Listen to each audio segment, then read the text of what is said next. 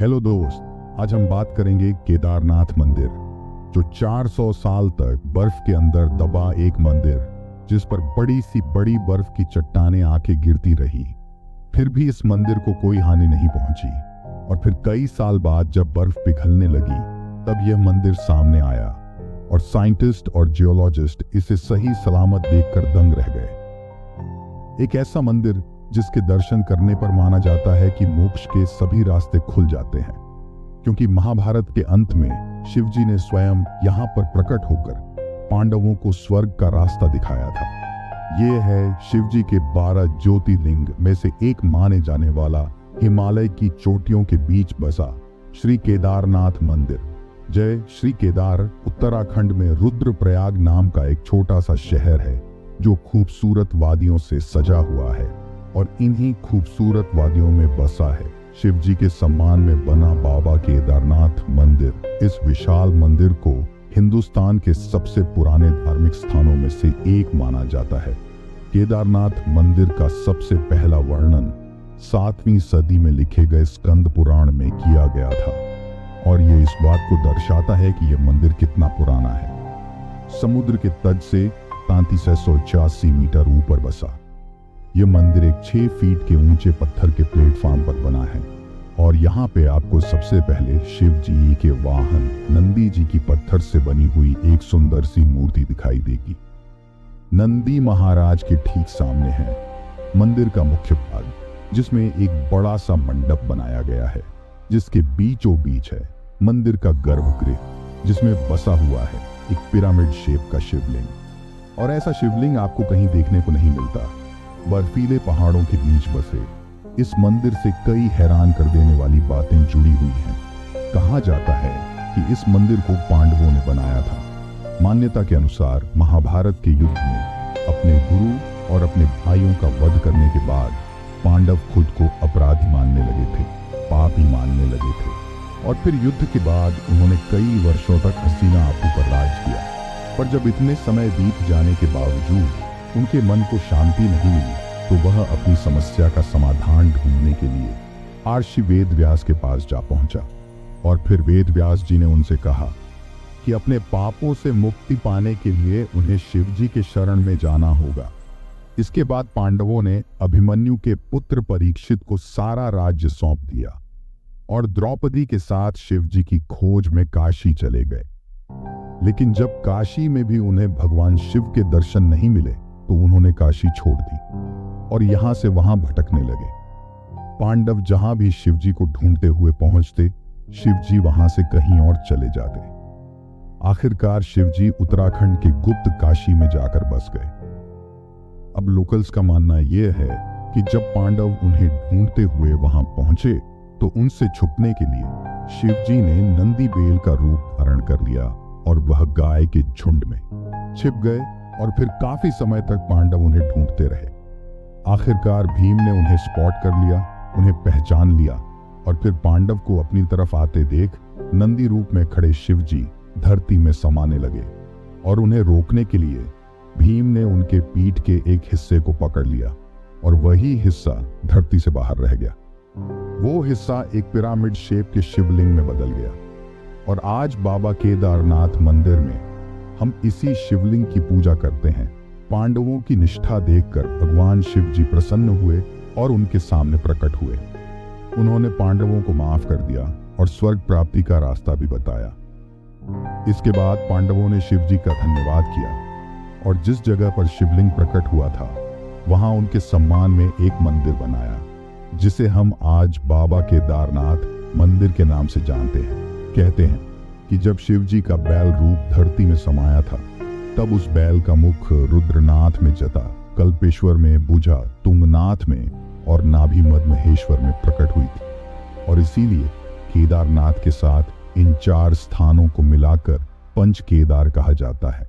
वैसे ही केदारनाथ मंदिर के ओरिजिन से और भी कई सारी कहानियां जुड़ी हुई हैं। कहा जाता है कि जो मंदिर हम आज देखते हैं, वो 8वीं सदी में आदि शंकराचार्य ने बनाया था, पर आर्कियोलॉजिकल सर्वे ऑफ इंडिया ने जब इस मंदिर के पत्थरों की जांच की, तब पता चला कि इनका टाइमलाइन महाभारत के पीरियड से मैच करता है। कहा जाता है कि शिवजी के रुद्र रूप काल भैरव खुद केदारनाथ मंदिर की रक्षा करते हैं।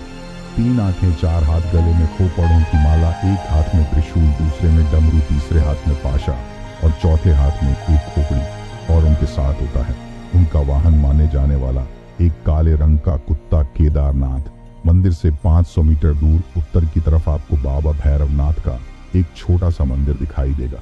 ये मंदिर एक खुली जगह पे है जहां पे ना ही दीवारें हैं और ना कोई छत। और ऐसा कहा जाता है कि बाबा भैरव मंदिर के दर्शन किए बिना केदारनाथ की यात्रा पूरी नहीं होती। और जब एक्सट्रीम वेदर कंडीशन की वजह से साल के लगभग 6 महीने केदारनाथ मंदिर और उसके आसपास के जो एरियाज है वो बंद रहते हैं, उस समय मंदिर के पुजारी भी यहाँ आके मंदिर की देखभाल नहीं कर पाते। तो ऐसा माना जाता है कि तब शिवजी अपने काल भैरव अवतार में आकर केदारनाथ मंदिर और उसके आसपास के सभी एरियाज की रक्षा करते हैं। बाबा केदारनाथ मंदिर को एक डिजास्टर प्रूफ जगह माना जाता है। 13वीं सदी से 17वीं सदी के बीच एक ऐसा समय आया था जब ऊंचाई पर बसे कई माउंटेन रेंजेस और उनके सराउंडिंग एरियाज पूरी तरीके से बर्फ से ढक गए थे और फिर बर्फ के बड़े बड़े पत्थर और चट्टानें यहाँ गिरती रही और इस वजह से इन एरियाज में काफी नुकसान भी होता था। जब यह बड़ी बड़ी चट्टानें घरों और इमारतों पर गिरती तो वह जगह पर ढेर हो जाते। इस पीरियड को मिनी आइस एज भी कहा जाता है और लगभग 400 साल तक चले। इस मिनी आइस एज ने कई सारी इमारतों को ढेर कर दिया था, पर जब यह पीरियड खत्म हुआ तब सामने आया कई हजारों साल पुराना केदारनाथ मंदिर जो आज भी उतनी ही मजबूती से खड़ा है। वादिया इंस्टीट्यूट ऑफ हिमालयन जियोलॉजी के रिटायर्ड प्रोफेसर रविंद्र कुमार चौजिन की दीवारों को स्टडी किया और उन्हें दीवारों पर कुछ येलो लाइंस दिखाई दी जो बता रही थी कि बर्फ की कई सारी चट्टानें आके इस मंदिर पर टकराई थी। पर कमाल की बात है कि वह इस मंदिर का कुछ बिगाड़ नहीं पाई। तो इस स्टडी से यह भी साबित होता है कि केदारनाथ मंदिर 400 साल तक बर्फ के नीचे दबा हुआ था और इतनी मुश्किल का सामना करने के बावजूद सही सलामत खड़े इस मंदिर को लोग आज डिजास्टर प्रूफ मानते हैं।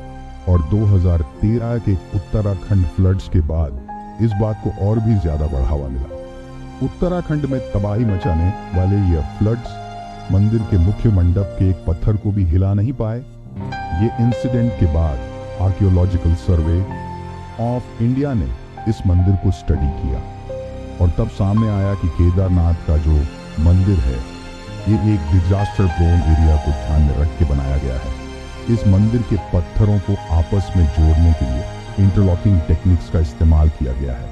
इस टेक्निक में पत्थरों को आपस में फंसाकर एक मजबूत जोड़ बना दिया जाता है ताकि बड़े से बड़ा एक्सटर्नल फोर्स भी इसे अलग ना कर सके। लेकिन सबसे कमाल की बात यह है कि सोर्सेस के अनुसार इंटरलॉकिंग टेक्निक्स को हिलरी फिशर पेज ने अर्ली 1900 में डिस्कवर किया था, पर हमारे पूर्वजों ने कई सदियों पहले बनाए। इस मंदिर के कंस्ट्रक्शंस में इस टेक्निक का इस्तेमाल किया था, तो क्या उनके पास पहले से ही इसका ज्ञान था, इसकी नॉलेज थी? जहां एक तरफ मंदिर का एडवांस आर्किटेक्चर हमें हैरान कर देता है, वहीं दूसरी तरफ इस मंदिर के डिजास्टर प्रूफ होने की वजह एक विशाल और रहस्यमय पत्थर को माना जाता है। जून 2013 उत्तराखंड में आए तबाही मचाने वाले फ्लड्स ने पूरे राज्य को हिलाकर रख दिया था। कई सारे बड़े पत्थर और चट्टानें पहाड़ों पे से केदारनाथ की बस्ती पर आगे रहे। इन चट्टानों ने केदारनाथ मंदिर के इर्द गिर्द बसे होटल्स और धर्मशाला को तहस नहस कर दिया। पर केदारनाथ का मुख्य मंदिर और उसके अंदर मौजूद सभी लोग इन खतरनाक फ्लड से सुरक्षित बचे हुए थे। खुद को बचाने के लिए बड़ी संख्या में लोग केदारनाथ मंदिर के अंदर आकर बैठ गए थे और तभी एक विशाल पत्थर बड़ी तेजी से मंदिर की ओर आने लगा। इस पत्थर को देखकर सभी लोग डर से कांपने लगे, पर तूफान की तेजी से आ रहा। यह पत्थर अचानक मंदिर के कुछ ही मीटर की दूरी पर रुक गया और फिर इसके बाद जब कोई भी चट्टान मंदिर की तरफ आती तो वो इस पत्थर से टकराकर या तो टूट जाती या फिर अपना रास्ता बदल देती। और लोग इस दृश्य को देखकर दंग रह गए थे और लोकल्स का कि माने तो यह पत्थर पूरे समय मंदिर की रक्षा करता रहा। कहा जाता है कि इस पत्थर को देखकर लोगों को भीम का गदा याद आता है। इसकी मदद से भीम दुश्मनों का नाश करते थे और लोगों की रक्षा करते थे, और इसीलिए इस पत्थर को भीमशलाला नाम दिया गया। आज यह पत्थर केदारनाथ मंदिर का एक मुख्य भाग बन गया है और मंदिर के साथ साथ लोग इस पत्थर की भी पूजा करते हैं। पर जरा सोचिए कि क्यों यह पत्थर केदारनाथ मंदिर से कुछ ही मीटर की दूरी पर आके रुक गया। क्या सिर्फ ये कोइंसिडेंस है या फिर एक चमत्कार? भीमशिला पत्थर की कहानी आज भी एक गहरा राज है। केदारनाथ की मुश्किल यात्रा तय कर हर साल लाखों की संख्या में यात्री मंदिर के दर्शन करने जाते हैं, और सुंदरता और भक्ति का एक यूनिक कॉम्बिनेशन माने जाने वाला बाबा केदारनाथ मंदिर 12 ज्योतिर्लिंग में से सबसे ऊंचाई पर बसा मंदिर माना जाता है। अगर आप 12 ज्योतिर्लिंगों के बारे में जानना चाहते हैं तो हमारे इस वीडियो को देख सकते हैं। और आपको हमारी ये वीडियो कैसी लगी हमें कमेंट्स में जरूर बताइएगा। वीडियो पसंद आया हो तो don't forget to like and share, और ऐसे ही अनकही, अनसुनी और अनदेखी कहानियों के लिए बुक मेन पॉइंट को सब्सक्राइब कीजिए। कि माने तो यह पत्थर पूरे समय मंदिर की रक्षा करता रहा। कहा जाता है कि इस पत्थर को देखकर लोगों को भीम का गदा याद आता है। इसकी मदद से भीम दुश्मनों का नाश करते थे और लोगों की रक्षा करते थे, और इसीलिए इस पत्थर को भीमशलाला नाम दिया गया। आज यह पत्थर केदारनाथ मंदिर का एक मुख्य भाग बन गया है और मंदिर के साथ साथ लोग इस पत्थर की भी पूजा करते हैं। पर जरा सोचिए कि क्यों यह पत्थर केदारनाथ मंदिर से कुछ ही मीटर की दूरी पर आके रुक गया। क्या सिर्फ ये कोइंसिडेंस है या फिर एक चमत्कार? भीमशिला पत्थर की कहानी आज भी एक गहरा राज है। केदारनाथ की मुश्किल यात्रा तय कर हर साल लाखों की संख्या में यात्री मंदिर के दर्शन करने जाते हैं, और सुंदरता और भक्ति का एक यूनिक कॉम्बिनेशन माने जाने वाला बाबा केदारनाथ मंदिर 12 ज्योतिर्लिंग में से सबसे ऊंचाई पर बसा मंदिर माना जाता है। अगर आप 12 ज्योतिर्लिंगों के बारे में जानना चाहते हैं तो हमारे इस वीडियो को देख सकते हैं। और आपको हमारी ये वीडियो कैसी लगी हमें कमेंट्स में जरूर बताइएगा। वीडियो पसंद आया हो तो don't forget to like and share, और ऐसे ही अनकही, अनसुनी और अनदेखी कहानियों के लिए बुक मेन पॉइंट को सब्सक्राइब कीजिए।